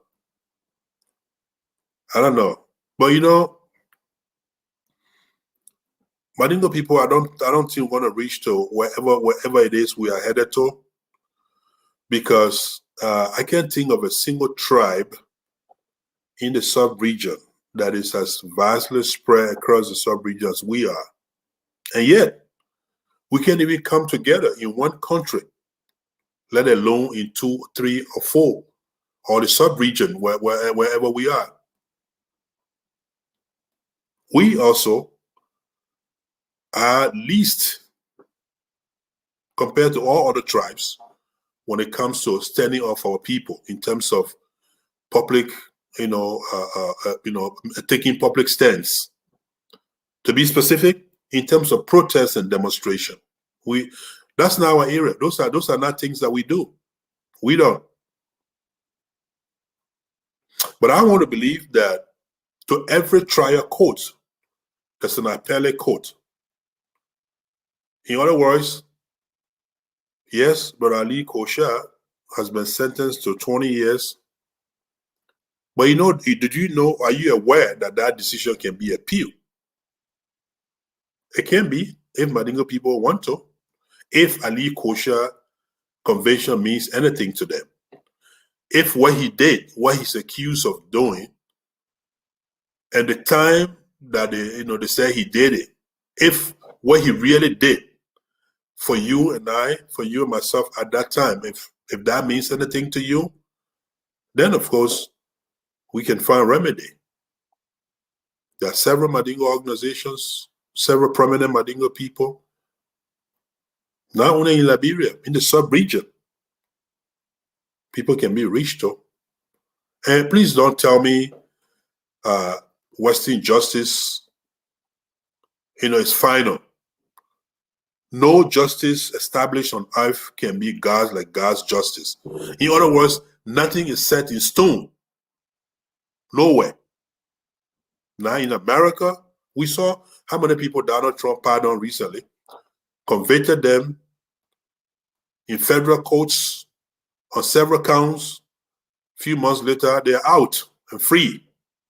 Now in America, now in The Hague, certainly now in Switzerland, nowhere. Man-made laws, man-made justice always have alternatives. Only if the right people are approached at the right time in the right manner. Only if Mandingo people were united beyond, in, and outside Liberia. If we're together in Liberia and extend that togetherness to our folks in Sierra Leone, extend it to the likes of Alassane Ouattara, another Mandingo man in the Ivory Coast, Alpha Conte in Guinea, another Mandingo man, and on and on and on. With those kind of, with that kind of unity, that kind of understanding, with the willingness to get in the street to protest the wrong decision, the greatest injustice in recent time, I'm sure something could have been done about it. But it's not going to happen. The man is on his own. The man is on his own. When he risked his life in the 1990s so that we may live today, so that we may be free in Liberia once again, so that we may return to Liberia with our head high, we applauded him. But now he's gone down, and we got nothing to say. We'll have small conversations about it around our kitchen tables, in our quiet times, in our families. That's all. And that's why it makes it. And so I gotta say this, Mandingo people, we have really got to hope and pray. I know hope is not a strategy. It has never been a strategy. Let's pray, and let's pray hard that no other war should come to Liberia, or anywhere for that matter, anywhere in the sub-region. Let's pray and hope that no war should ever come to Liberia, Sierra Leone, Guinea, Ivory Coast, anywhere in the sub-region, especially anywhere where there are Mandingo people. Because you know what? God forbid, heaven forbid, if another war were to spark, oh man, it will be worse than 1990. It will be so bad for Mandingo people. Because you know what? Nobody will defend you. Nobody will defend you. I won't let my brother or my son, my nephew, I won't let them get in arms to defend Mandingo cause, to defend Mandingo people. No. Why should they? Want to be gone down like Jongo Jaba, like Alieu Kosiah, like you name it. Would the same Mandingo people enjoying? Want to caring about that they themselves, me, my one, they and their family? What about Alieu Kosiah's family? What about his kids? What about his parents, siblings? Who is doing anything for them? Who is going to do anything for them? I hope and pray that when FEMUSA Councilwoman, Madam Hawa Kroma-Kone, appears on LDF tomorrow, that she will speak to this issue. At the very least, our organizational leaders have not even said anything. What's that other one? The organization in Europe, what is it called? The one that wants to be the mother organization of all Mandingo organizations. Forgot what the name is. I have not even heard anything from them. I've heard nothing from Mandingo Caucus. I've heard nothing from Comas or whatever. Who are we? What's the delay? Or are they trying to weigh their options first to see if it's politically feasible, if it's politically profitable? That is the kind of community we have, sadly. Now, I'm beginning to think that Prince Johnson is truly a smart man. Make no doubt. I think he saw this long coming, and so he chose to make himself comfortable wherever he is. Because it appears that these so-called international criminal courts, they are most inclined to arrest, charge, and indict people when you travel to their countries. Now, I know the ICC went for Charles Taylor in Liberia, but I bet you the kind of low-key, low-level 1990 revolution participant that Alieu Kosiah was, had he not been a permanent resident of Sweden, they never would have, made an attempt. Well, look at Liberia. See how many former warlords. I'm talking about brutal murderers plowing the street there, freely, including Senator Johnson himself. Huh? They are there. No one has questioned them, but only because the saying that being in the wrong place at the wrong time. I think that what happened to Alieu Kosiah. He happened to have been a permanent resident of Switzerland, and that was the wrong place at the wrong time. And the wrong time being that, do you know that they Swiss court, this judge in Switzerland who sentenced Brother Kosiah? This is his very first international war crime trial. This is the first time he's ever heard of war crimes. So it's given. So it's easy. He's not used to it. He never heard it before. So everything was like a wow to him, a wow moment. Wow. Did he do that? Wow. Did he do that?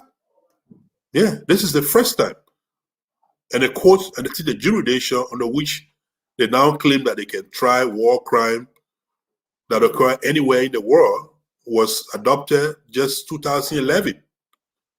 So congratulations to them, right? This is the first time they ever heard a war crime trial. They ever had a war crime trial, let alone convict somebody. It's their first time. And on record, Brother Alieu Kosiah has become the very first Liberian to be convicted and sentenced to long prison time in direct connection to the Liberian Civil War. In direct connection. Charles Taylor, of all people, he who started it all, serving a 50-year prison term, not for anything he did in Liberia, but in Sierra Leone instead. Interesting, huh? International politics. Interesting. All right? And then, Chucky Taylor, Charles Taylor's son, he's serving almost close to a century prison term here in America. Now for the Liberian Civil War directly, for torture, of course he did those when he had position while his father was president, but nothing directly connecting to the Civil War itself. And Brother Jongo Jaba, as you know, they've told us that he's serving time for lying on his immigration document. Nothing he did in the war. So that makes Brother Alieu Kosiah the very first victim. I want to say victim. Call it what you want. You call it whatever you want. I don't care. I'm going to say victim. Because he's truly a victim. I mean, if he's not victim, then I don't know. To have the like of Prince Johnson, George Bowley, even Alhaji Nkrumah, what's the other one? The other warlord, Francis Massacre, or to have all those people alive, free, going about their daily routine, Sekou Kone, all these people, and come after a small fish, very small fish, vis-a-vis the Civil War, like Kosiah, a young man with promising future, to come and pour his life in this kind of danger and hole. To me, that is injustice. It is. That means say so. let me borrow the people word. That's my take. It's injustice. But our people need to wake up. We've been sleeping far too long. And this is just the tip of the iceberg. It has started. So who knows what Switzerland courts and her newfound international authority going to do next? You have to wonder, why don't they go after people committing other forms of war crime in other parts of the world? Why don't they? It's in Africa, they're quick to run to. Well, that's what happened when the continent cannot stand up for itself. When there's so much greed for power, people neglect themselves in the interest of few, just hand out. You leave vast natural resources underground in your countries, and you come around licking the behind of Westerners, and they get you to sign onto documents that you don't even believe in, that truly don't represent your interest.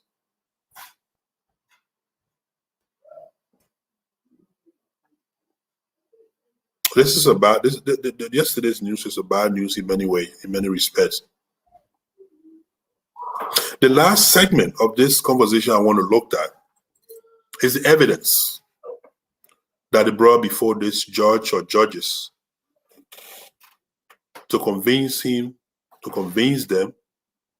that Brother Kosiah did all of the things that they allege he did. The witnesses that were brought. You will recall several months back, we learned of witnesses being recruited in Liberia to be brought to the Hague. In Switzerland to come testify. Now, I got so much, as a criminal justice practitioner, I got all the respect for witness protection. I do. Witness protection for fear of retribution, for fear of retaliation. I get it. But I also am baffled by the fact that if you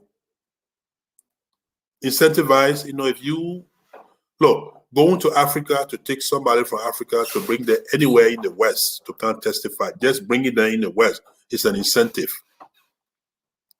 Let alone their compensation. They got compensated. They got compensated. I swear to God they did. I know that for a fact. It may not be called pay. They'll probably not. They will not pay for saying what they say, what they said, what they might have said. But the fact that they were taken out of their home countries and brought to Europe, the fact that they were brought before the computer, a Zoom, by way of teleconference, however they provided their so-called, evidence or evidences, they got compensated somehow. I know this for a fact. Let me give you a very quick example, a very quick scenario, or a very quick experience I have with this, apart from me working in the field of criminal justice. This would have been probably 2009, if not 9, I want to believe. There was a case over in Nashville, Tennessee, involving some Mandingo people. Investigators there had, secretly recorded their prime suspect. They asked the quote-unquote alleged victim to record the conversation of the alleged suspect, which happened to be her stepdad at the time. And she did. She recorded it in details. But the problem was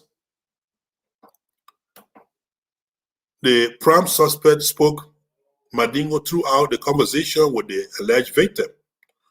So when the recording got to the hands of, in the hands of the investigators, it was good. It was lengthy. It seemed detailed. But there was one problem. It was all in Mandingo, so investigators could not do anything with it. And apparently, in Nashville, Tennessee, there were not a lot of Mandingo people. The few that were there that were aware of the case I decided that they were not going to get involved, and so therefore they were not going to interpret. I didn't know any of this beforehand. These stupid, excuse my expression, these desperate, I think that's the word I'm looking for, these desperate investigators travel as far as to the Library of Congress. They went there looking for Mandingo books, Ngoka, and they found it. So they thought they could read the Mandingo books and be able to understand the audio that they had in their heads. They tried and tried and tried, but failed. And then they turned to the internet. They started to Google Mandingo. They got several other stuff, but none of it could help them. One day, through their Google search, they came across a website I used to run that some of you may remember, called Mandingo Nation's website. They came in touch with that site, and through that site, they got in touch with me. And one thing led to the other, and next thing, I knew I was on the flight to Nashville, Tennessee for the first time. I had never been there before that. I know nobody there. And they gave me the impression that there were no other Mandingo people there. So I was on the flight. And by the way, I was subpoenaed, if you know what subpoena is. So I didn't even go at my own volition. I went there because a court had ordered me to go. Why? Because when the guy in touch with me, when we established contact, as a younger student in law enforcement school at the time, I was happy to have interacted with investigators. When they sent me the audio, I sat down for weeks, probably a month or so, to transcribe the audio, to translate word for word from that audio, what was said in Mandingo into English, and send it to them. Once they read it, and they told me both parties agreed to the transcription, to the translation, the judge, in his wisdom, decided that they have to summon me to come before them to testify to my own translation of the audio. That's how they subpoenaed me. So I ended up going to Nashville. They put me in a very beautiful hotel. Imagine this was from Minnesota to Nashville. Imagine folks, they went and collected from Lufa County, from all the villages, people who never been on air condition, never been on flight, never been in Monrovia. They went and brought them in Switzerland. If you took someone from Lufa County in the remote part of Lufa and brought them to Switzerland, what could you possibly want them to say that they will not say? So anyway, I was flown to Tennessee, booked in probably 4-star hotel with a assigned police officer to my door to make sure that no one comes in contact with me while my testimony, quote unquote testimony, was still pending. Yeah, I had a uniform officer sitting before my hotel door the entire time, until when I took the witness stand and simply spoke to the translation and explained to them how I learned Mandingo and how much education I have sufficient enough to have translated that. Once I was done with that, when they turned me loose, when they said they were done with me, they asked one of their officers to bring me back to the airport. On the way to the airport, they handed me $3,000 in envelope as a token, as a compensation for my time they took from Minnesota to Nashville, Tennessee for less than 2 days. How about from Lufa County all the way to Switzerland? In other words, the bigger picture, what I'm trying to imply here is that, is it possible that the evidence, all of the evidence, collection of evidence, stock of evidence that they used in this trial, is it possible that they were induced? Because there are many ways evidence can be induced anyway. None of which, at least in modern time, include telling somebody to say this. You don't find that often anymore. That's way too broad. is too unethical. I mean, they're all unethical, but rather what happens is that if I have a suspect before me that I want to try, and I bring you as witness against that suspect, and from the way I talk, if you the witness can deduce from my speech, from my choice of words, from my diction, that I'm determined to convict this person anyway, that's going to influence the kind of testimony you provide against that suspect. Yeah, it would. And it does. Oh God, I wish I knew these so-called witnesses that came forward. Not for retribution, no. Fine. Not for retaliation, but rather for to evaluate their own credibilities. Where were they when Kosiah raped somebody? Were they there? How were they there? And they left so free. If this man was so cruel, this man was so bad, the moment he raped somebody, he killed civilian, and you were there, how did you get away? How come he didn't rape you and didn't harm you? Or if he didn't, so this is what he gets back from you? If he did even, I don't know. I'm so heartbroken by this Kosiah sentencing. I am. Believe me. Seriously heartbroken. Because I know what those people did for us. I know what those people mean to us. I hail them. Yeah. One man's criminal is another man's hero. Those are our heroes. If it wasn't for them, some of us may not have made it out of Liberia alive. Truthfully speaking. Take it or leave it. Well, Allah knows best. On that note, I'm going to conclude today's show. I've come to the end of today's show, inshallah. I hope I didn't offend anybody. If I did, my sincere apology. But I stand by everything I said. No apology. That my apology is not for it's not for my position, but for the fact that you've taken offense, something I can't help.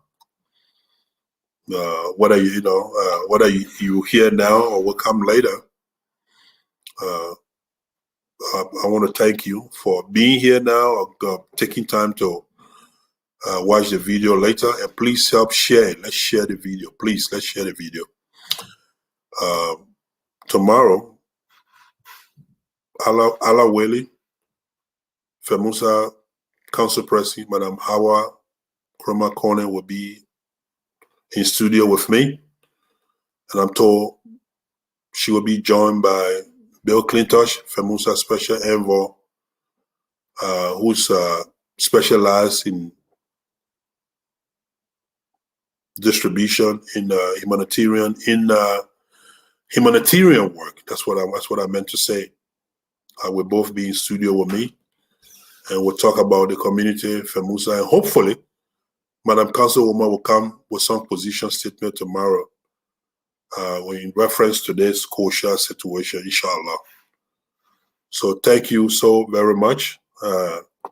It's been a pleasing pleasure being here with you. I don't know what songs to conclude with, because for fear of this, how you call it, for fear of copyright stuff, so we will leave it here, inshallah. I'll try one music. If they cut that one off, at least it'll be at the very end. So here's my concluding song here, folks. Good evening to you.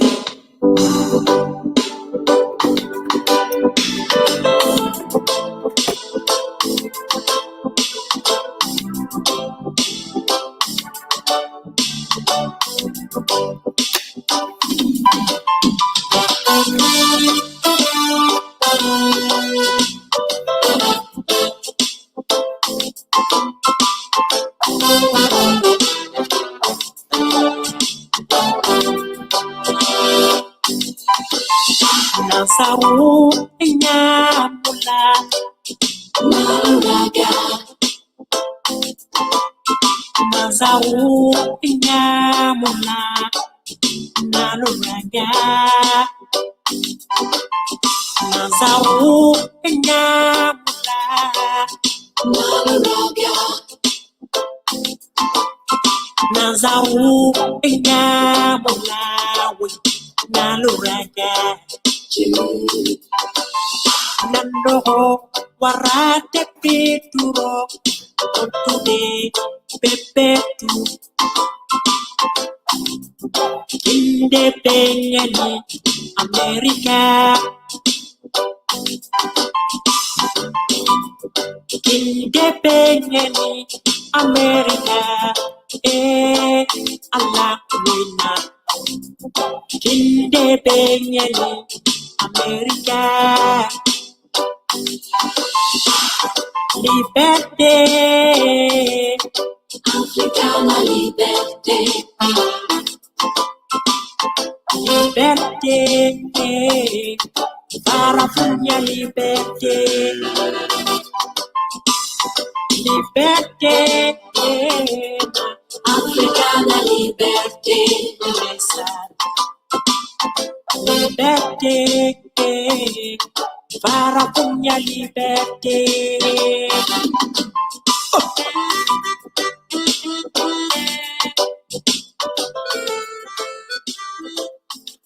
All right, again, folks, thank you so very much. When you watch the video later, please share the video. So here now we conclude the show. Thank you so much. See you tomorrow, same time. Bye.